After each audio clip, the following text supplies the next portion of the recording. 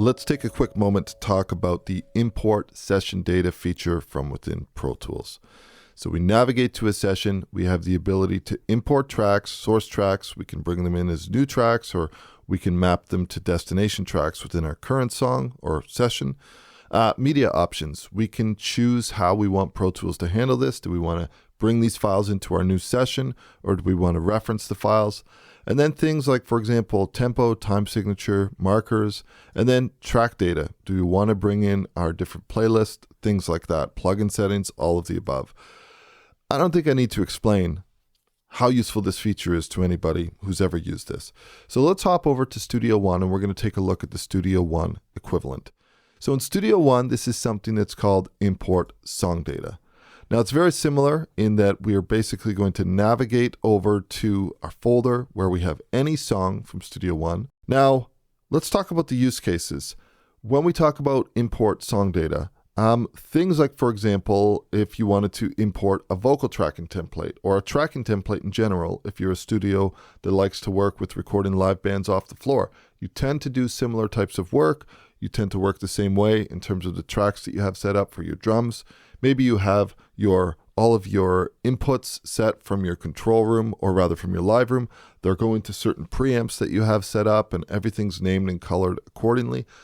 These are the types of things that I'm talking about. Also mixing templates, also during production. But let's start off with a vocal tracking template, for example. I'm going to click open. Now this brings up this dialog window. It looks similar to the Pro Tools one, but it is simplified, and there's one major difference that we need to talk about. So first of all, have a look at what this says over here. Notice that this says tracks. This is important.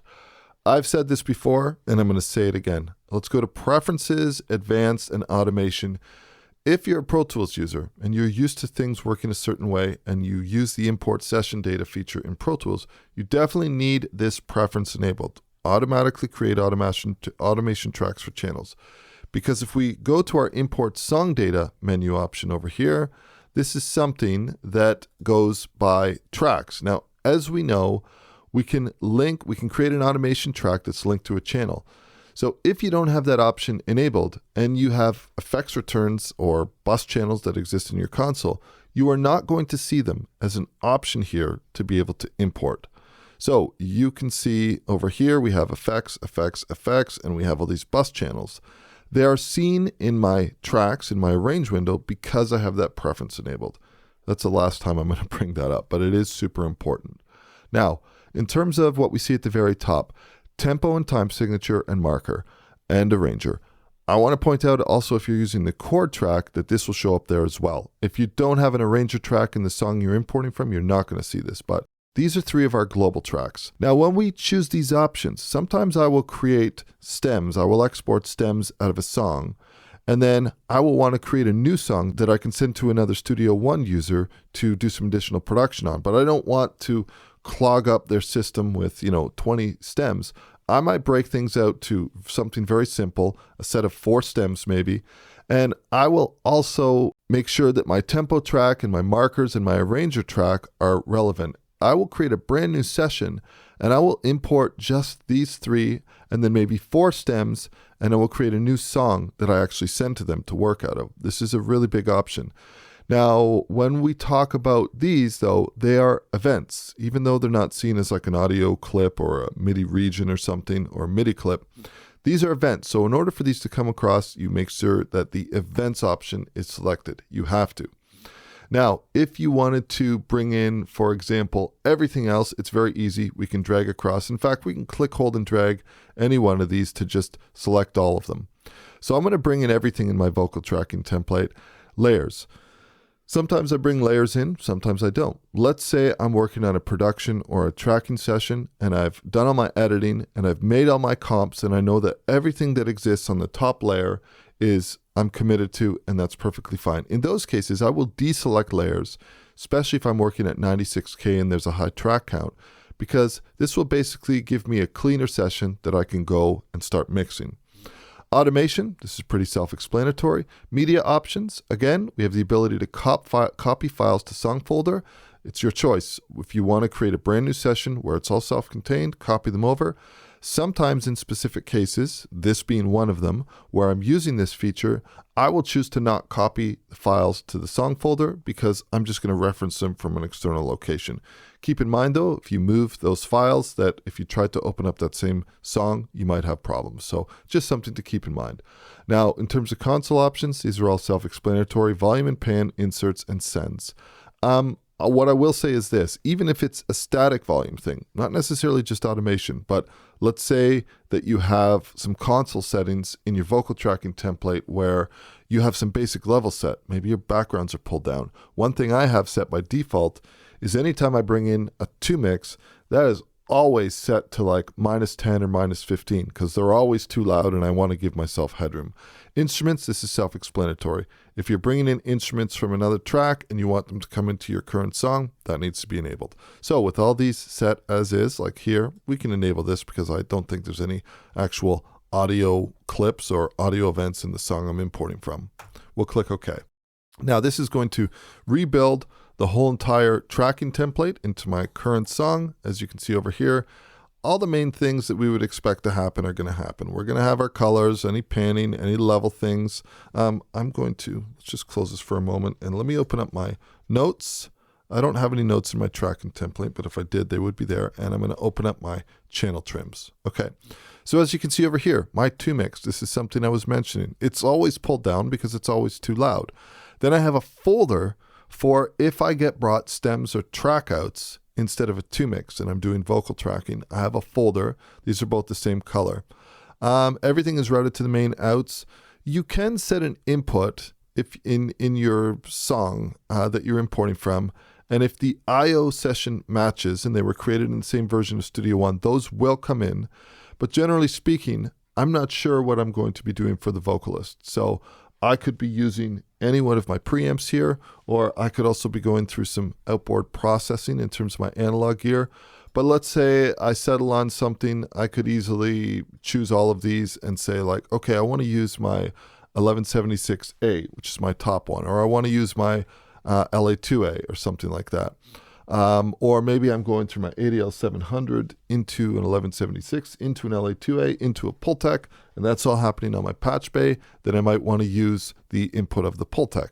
Doesn't matter, choose something, I can make that work. Now, in terms of this, it's very, very simple, right? This is a very simple tracking session template where I can choose which reverb I want. I've got a couple different options. I have console 1 in this. I was using console 1 on every single song that I was using at the time I did this template. I'm actually not using this anymore, so I could actually remove the console 1. That might save me some resources. And then some very, very basic things like having some basic built-in compression that's ready to go if I need to sidechain things like these. These might not be the effects that make their way to the final mix, but they're ready to go and I can instantly get something going. So this is a big use case for song data, is working with a tracking template. Another thing that we can do, let's open up our history here and let's set this to before our input song data. Another thing is mixing templates. I don't use mixing templates as much as I used to. Maybe I might bring in some things from a vocal effects template. I do have one somewhere else in the system. What I usually do is I start mixing an album, and after the first 1 to 3 songs, I start getting an idea of my bussing and the type of effects I'm using. Then I might use import song data, and I might import my song data from the previous mixes that I've done. So that's one thing. But there are other cases where I might be working with something that's really complex. Like if I'm mixing something for post-sound, if I'm mixing an original soundtrack for a video game or something, the composer might need stems delivered back to them that sum to equal the exact mix. And there might be specs that I'm trying to hit. So in those cases, I will build something that is very project specific. Here's an example of one. This was created on my older system. When was it created? July. The last time it was updated or modified was July 4th, 2019. This is my previous system. I don't even know if I have everything loaded on this, but we could bring this open, for example. Here, let me just deselect this. This is a very complex session with complex routing that allows me to do basically whatever the job requested that I deliver. So if we take a look at these, I can see right from looking at this over here, we've got like folder tracks that are linked to auxes. Each one of these goes to its own a bus that's further on down the line. And I remember that these have some subgroup processing, kind of like mix bus processing on my subgroups. There's a master, and then there's another set of bus channels. Then there's a mix bus, and there's a way that I can print my stems with limiting, and it's pretty complex. So let's fire this off and have a really, really quick look. If I had to recreate this every time that I was working on a session that I needed to do this type of mix, it would be madness. Now, the way that I would generally do this is I might bring in the actual stems or mono audio regions, whatever I receive from a composer or a producer, and I might color code those and gain stage them. But as soon as I'm done, I'm immediately basically sorting those, and then I'm importing the song data from this really specific mix template that is designed to give me all of my deliverables, and then I'm dragging things in. So this would be crazy if I had to redo this every time, right?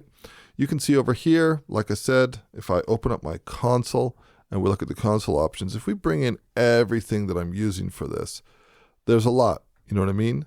There's reference tracks in here, there's everything. And this is quite an advanced setup. And all the routing is built in. Like I said, if we take a look at the drum verb, let's take all of these. Actually, let's just close everything. These are all my folders over here. And each one of these, all the routing is built in. My drums and my drum verb, they're both going out to this drums plus, which is the first level of these over here. You can take a look at these. You can see I have subgroup or mix bus processing on all these channels. And then they go out to these ones. There's a master fader that's a link to all these over here. It's a very carefully thought out template that needed to be designed this way, so that I could basically at the end deliver stems by using the export stems function, even so much to the point that I'm going to be limiting my stems based on a 2 mix that I bring in, and then my stems will sum together to equal a master that never goes above 0, and my stems are super loud. So like I said, it's a complex template. Now, this is probably the most advanced functionality that I would ever use this feature for. Let's undo our import song data. So those are 2 examples in terms of working from a mix template or a tracking template. Now, another one that just gets used all the time is, let's say that, for example, I had another song I was working on, and for whatever reason, sometimes people will export, basically, they will render a mix down, and they will do their vocal tracking session in the same way that I just did with a stereo mix down. And then when they're done, they kind of have a master session that they're doing their mixing in, and there they want full control. So in those cases, we have the ability to, let's actually go to the last song that we were doing in the previous video. Let's use this as an example where we want to bring in everything from this track. We want to merge it with something else, right? We can stack these import song datas on top of each other. So if I go back to my other song, import song data, and I wanted to choose this function over here, we will go to, where is it? It's in documents, it's in MH Music content, and then we're going to navigate to, which one is it going to be? 12. In this case, we have, let's just bring in everything and no layers, and we'll make sure this is not selected. So in this case, we have a bit of everything. We have these instruments. Now keep in mind, we've linked our tracks to our channels where it's relevant, but we do have some things that are very specific, like multi-outs on virtual instruments and stuff like that have been set with this. So if we take a look at this, bang, it comes in exactly as we would expect. We have everything. We have our individual instrument outputs. All of that has come across. Now, one thing that I want to point out that is very different between the way that Pro Tools import session data and Studio One's import song data works is that in Pro Tools, you have the ability to basically import settings from another session, and you can map it out to a track that's in your current session. This is not something that we have available in Studio One. I really wish it was, and my fingers are crossed that the developers might consider this for a future release. But let's talk about some ways that we can work around this. Okay, well, first and foremost, there is a browser option. I don't use it that often because it's a lot of digging to get through. But let's take a quick look at it. If you navigate to your Files tab over here, right, you want to make sure that this is open. You navigate to wherever your song is stored for that particular Studio One song, the one that you want to import from. If you click the folder and the drop-down icon and you go to any one of the songs, I've done a lot of save as here, but if we take a look at this one, for example, this one over here, we have some subfolders that exist within these. So we have tracks. These are the actual tracks. And if you drag and drop things, then you would have a track that shows up. This is a way that you can get certain audio tracks to import, things like that. I don't ever use this option, but it is something we can do. Performances, this is where stuff, for example, like your instrument parts or your MIDI clips are stored. But if you go to presets and you open up the channels folder, notice that we have a folder for each one of the channel names. So let's, for example, take a look at this over here. Now we imported the song data from the song, so that's why it's sitting here. But let's say that I didn't have this effects chain. So I'm going to remove all. I don't have this effects chain for whatever reason. Or let's say that I wanted to use a completely different song. I knew that I had something on a bus and I knew the name of that. Then what you can actually do is if you wanted the individual plugins, you can click this drop down menu. And then if these had very specific settings, if I was to drag, for example, this Pro EQ over here, whoops, I dragged it into the send section, but if I drag it over here and it had very specific settings, that would come in. But the other thing that we can do is if we drag from the actual folder, it will drag the entire effects chain. So that's one way that we can basically impart or copy channel settings from another song to our current song. But I think there's a relatively easier way to do that. So if we come here and let's remove all of these, what we can do is we can actually open up multiple songs in Studio One at the same time, right? So let's say I'm working in song 12, and let's say that I did something really cool on all of these tracks from Omnichord to here. Let's say that I ended up putting something like, I don't know, maybe console 1, and maybe I got a really cool vibe and I was really happy and I had done some settings and I had done all my processing there.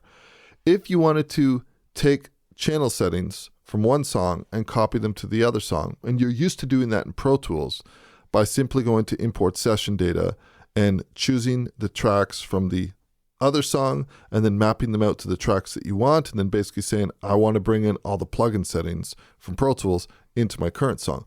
One thing that we have in Studio One is that we can basically select all these and we can copy the channel settings. So let's keep this in mind. Let's also make a change here. Maybe we'll do this. And maybe we'll do something like this. So maybe this is like some really specific drum panning that we've done. Something like that. This one here. And let's move these over. So I could basically take these, right click, or use my key command, copy channel settings. And then I go into the song that I want to import to. And then I want to select the tracks. These are all of them here. Keep in mind, look at all these levels and look at where our pans are. Now if I right and look at no inserts, if I right click and I paste these channel settings, give it a second. This is the way that we would do that in this case. It's not perfect because you have to do them in groups. If you wanted to do all your drums, you'd have to do those. If you wanted to do very specific things like, for example, your vocals or whatever, then you'd have to do that. Another thing that we can do though is we could actually use the import song data feature, right? Let's go back to this one more time and then we're going to close this out. Studio One sessions. We could use the import song data feature, and then we could basically say, I don't want to bring in the events. This is going to leave the audio completely out of the equation. And in this case, copy audio files folder, that doesn't even matter. You could bring in all those channels that you had very specific settings on, like from here to here. You could choose to import these. They will import at the end. And then quite simply, you could drag and drop either the audio from those clips onto this, or once you bring them into your session, you could then just scoot over to the end and you could basically Command C, and then you could come here and you could Command V, and then once these settings come in, you don't need these anymore. This doesn't have any audio. You could just remove them from your session. So 6 of one, half a dozen of the other. We don't have that feature specifically, but guess what? There's 3 different ways that we can choose to do a workaround so we get that feature. That's it for this video. In the next video, we're going to cover some real cool features that are definitely unique to Studio One. So we'll catch you for more in the next video. Cheers.